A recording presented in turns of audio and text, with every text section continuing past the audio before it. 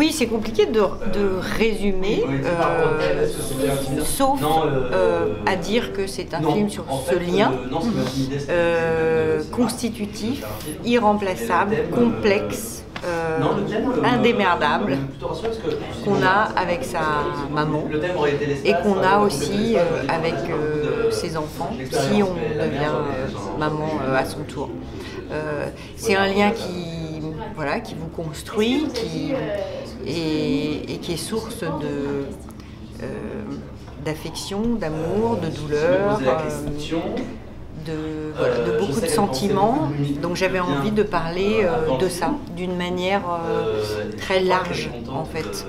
Dans tous mes films, il y a souvent un personnage, d'abord dans Bowling par exemple, ça parlait déjà de la maternité, de l'héritage, de la transmission. La transmission, l'héritage, c'est quelque chose qui revient dans beaucoup de mes films. Dans Le ciel attendra, c'était des filles avec la relation mère-fille était quand même très importante.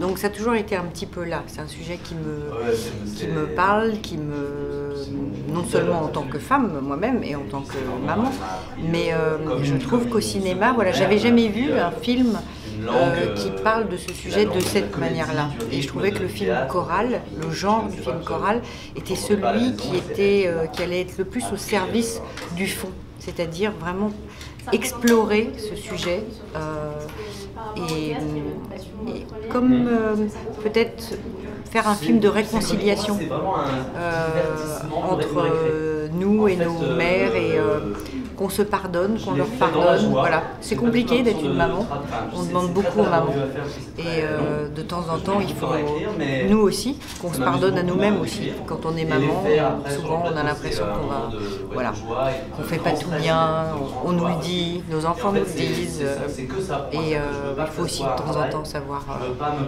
juste revenir à quelque chose de plus essentiel et puis se dire que de toute manière on sera une mère imparfaite et c'est pas grave tant qu'il y a de l'amour.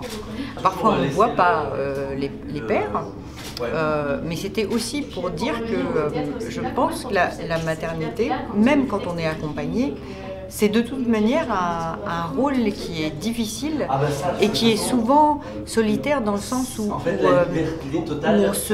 on s'en veut beaucoup. Et c'est quelque chose qu'on porte seul, même quand on est accompagné, et bien, même quand on a un mari ou un compagnon qui est là.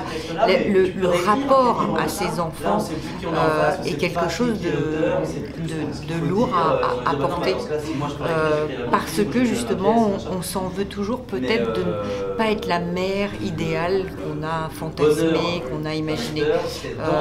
Donc c'est en cela peut-être que vous ressentez ce côté de solitude.